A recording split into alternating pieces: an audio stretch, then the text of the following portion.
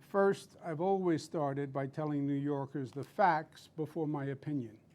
So let's start New York tough, with the truth. The Attorney General did a report on complaints made against me by certain women for my conduct. The report said I sexually harassed 11 women. That was the headline people heard and saw and reacted to. The reaction was outrage. It should have been. However, it was also false. My lawyers, as you just heard from Rita Glavin, have reviewed the report over the past several days and have already raised serious issues and flaws that should concern all New Yorkers. Because when there is a bias or a lack of fairness in the justice system, it is a concern for everyone, not just those immediately affected. The most serious allegations made against me had no credible factual basis in the report. And there is a difference between alleged improper conduct and concluding sexual harassment. Now, don't get me wrong. This is not to say that there are not 11 women who I truly offended. There are. And for that, I deeply, deeply apologize. I thought a hug and putting my arm around a staff person while taking a picture was friendly, but she found it to be too forward. I kissed a woman on the cheek at a wedding, and I thought I was being nice, but she felt that it was too aggressive. I have slipped and called people honey, sweetheart, and darling. I meant it to be endearing, but women found it dated and offensive. I said on national TV to a doctor wearing PPE and giving me a COVID nasal swab, "You make that gown look good." I was joking. Obviously, otherwise I wouldn't have said it on national TV. But she found it disrespectful. I take full responsibility for my actions. I have been too familiar with people. My sense of humor can be insensitive and off-putting. I do hug and kiss people casually, women and men. I have done it all my life. It's who I've been since I can remember. In my mind, I've never crossed the line with anyone. But I didn't realize the extent to which the line has been redrawn.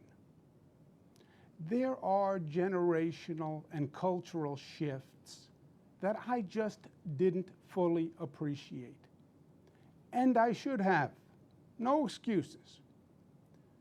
The report did bring to light a matter that I was not aware of and that I would like to address. A female trooper relayed a concern that she found disturbing, and so do I. Please let me provide some context. The governor's trooper detail had about 65 troopers on it. But of the 65, only 6 women and 9 black troopers. I'm very proud of the diversity of my administration. It's more diverse than any administration in history. And I'm very proud of the fact that I have more women in senior positions than any governor before me. The lack of diversity on the state police detail was an ongoing disappointment for me. In many ways, the governor's detail is the face of state government that people see. When I attend an event, people see the detail that's with me. I was continuously trying to recruit more to diversify. On one occasion, I met 2 female troopers who were on duty at an event. Both seemed competent and impressive, and I asked the state police to see if they were interested in joining. I often meet people, men and women, and if they show promise, I refer them to be interviewed. The state police handled the interviewing and the hiring, and one of the two troopers eventually joined the detail. I got to know her over time, and she's a great professional. And I would sometimes banter with her when we were in the car. We spent a lot of time driving around the state. This female trooper was getting married, and I made some jokes about the negative consequences of married life. I meant it to be humorous. She was offended, and she was right. The trooper also said that in an elevator I touched her back, and when I was walking past her in a doorway, I touched her stomach. Now, I don't recall doing it, but if she said I did it, I believe her. At public events, troopers will often hold doors open or guard the doorways. When I walk past them, I often will give them a grip of the arm, a pat on the face, a touch on the stomach, a slap on the back. It's my way of saying, I see you, I appreciate you, and I thank you. I'm not comfortable just walking past and ignoring them. Of course, usually they are male troopers. In this case, I don't remember doing it at all. I didn't do it consciously with the female trooper. I did not mean any sexual connotation. I did not mean any intimacy by it.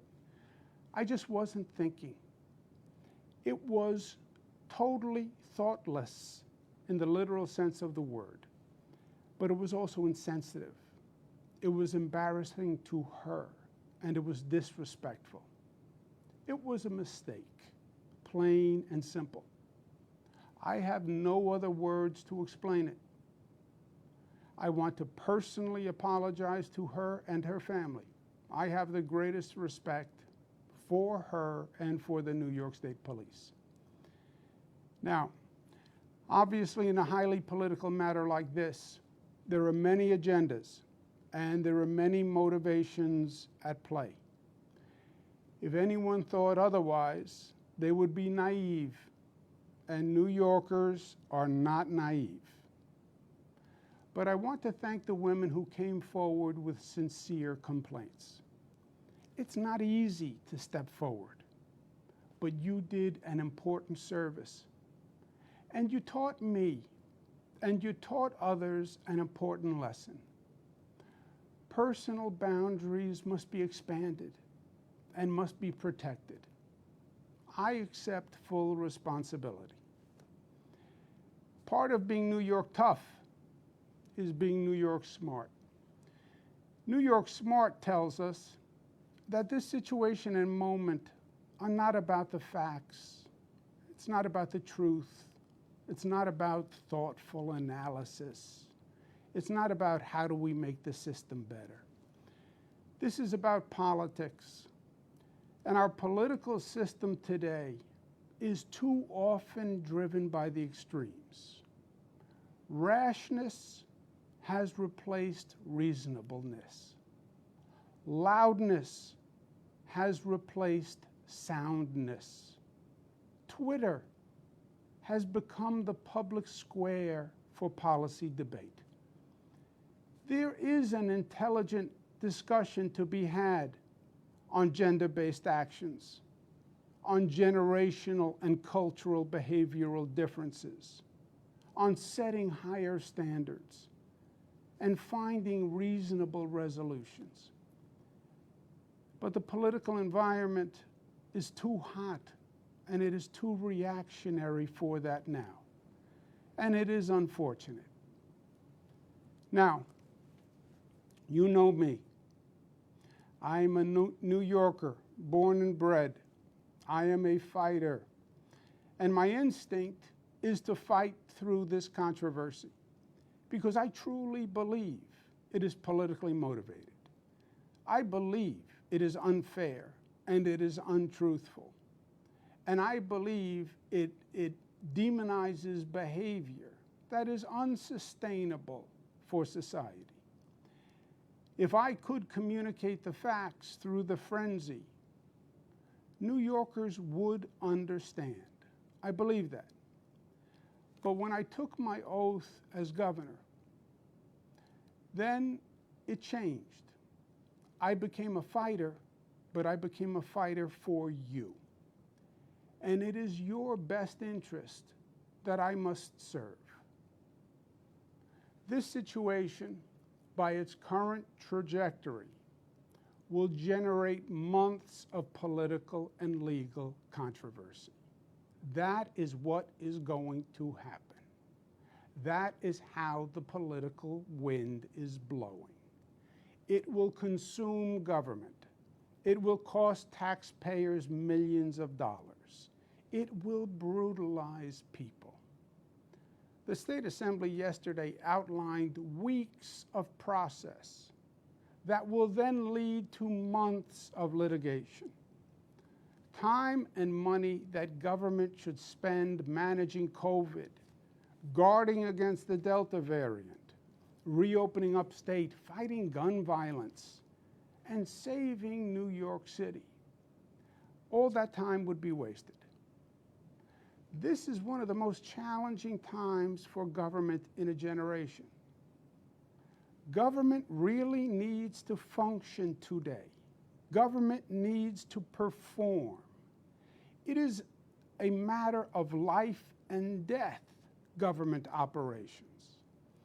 And wasting energy on distractions is the last thing that state government should be doing.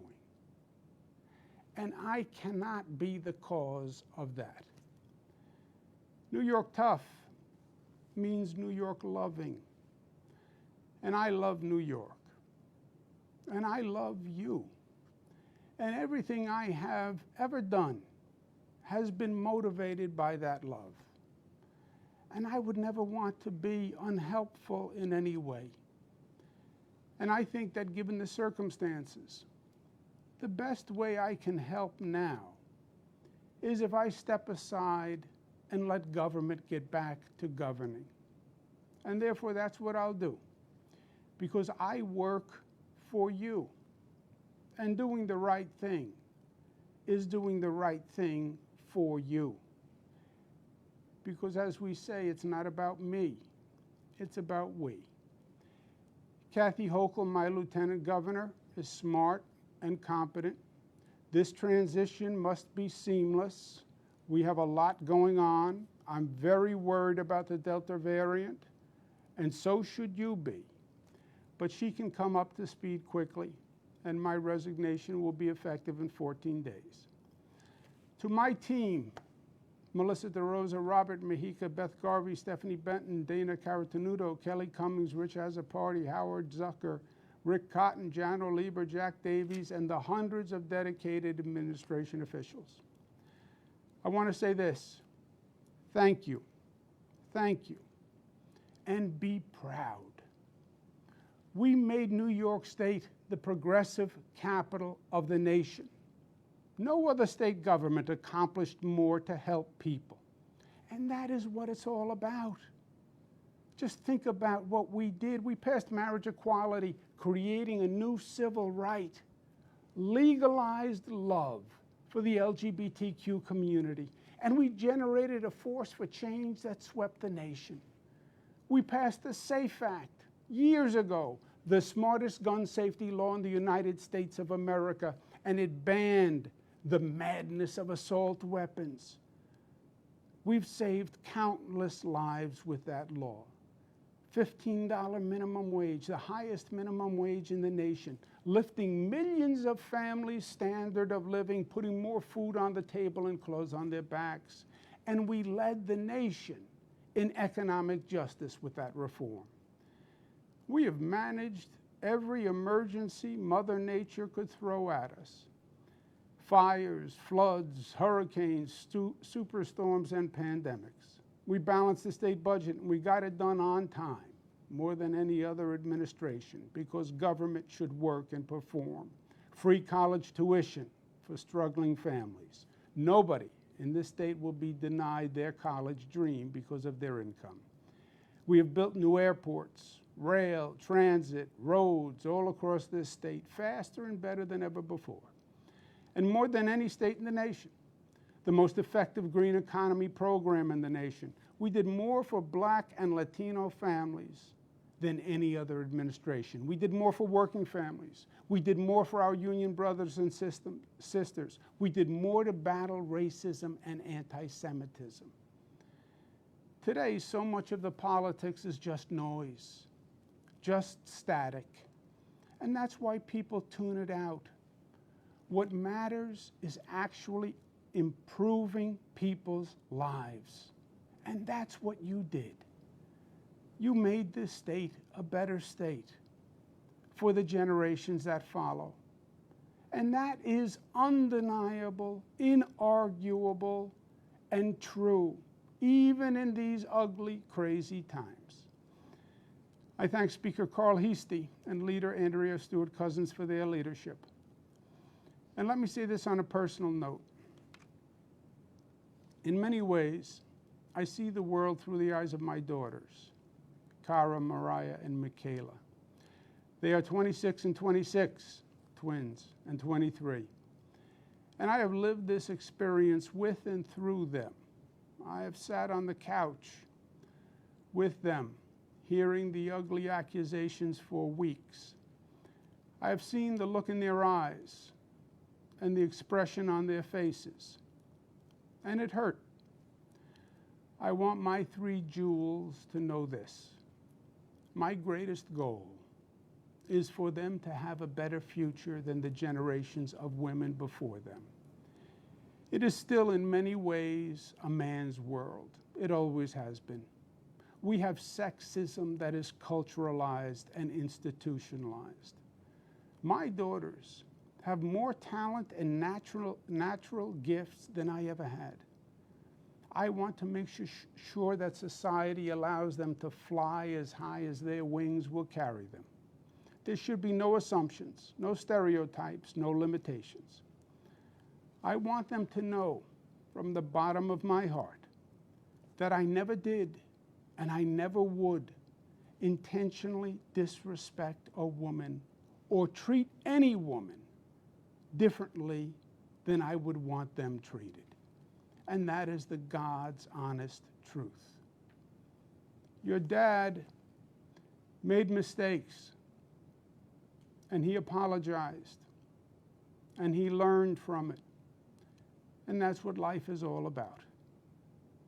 And I know the political process is flawed, and I understand there's cynicism and distrust and disappointment now. But don't give it up, because government is still the best vehicle for making positive social change. Lastly, I want to remind all New Yorkers of an important lesson, and one that I will carry with me for the rest of my life. And that's what you New Yorkers did in battling COVID. The enemy landed in New York State. COVID launched the attack here. It came on planes from Europe, and we had no idea. It was an ambush. And it was up to New Yorkers to fight back. We were on our own, and it was war. Nurses, doctors, essential workers became our frontline heroes. Hospitals became the battlegrounds. Streets were still, and sirens filled the city's silence. Trailers carried the bodies of our fallen brothers and sisters. But you refused to give up, and you fought back, and you won, going from the highest infection rate in the nation to one of the lowest. No one thought we could do it, but you did it. You led the nation, and you showed the way forward. And how you did it is what's most important. You did it together, not as Black New Yorkers or white New Yorkers, not as LGBTQ New Yorkers or straight New Yorkers or Democrats or Republicans or upstate or downstate or Jewish, Muslim, Protestant or Catholic New Yorkers, but as one community, one family, the family of New York. You overcame the naysayers and the haters and the fear and the division, and you unified and you rose and you overcame and you saved lives. And that was powerful in its effect. It was beautiful to see, and it was an honor to lead. Please remember that lesson. Hold it dear and hold it up high for this nation to see, because it is New York State at her finest, creating her legacy, fulfilling her destiny, giving life and animation to the lady in the harbor, saying, Excelsior, we can be better, we can reach higher, and proclaiming E pluribus unum, out of many one, unity, community, love. That is our founding premise and our enduring promise. And that is the salvation of this nation that it so desperately needs to hear. Thank you for the honor of serving you. It has been the honor of my lifetime.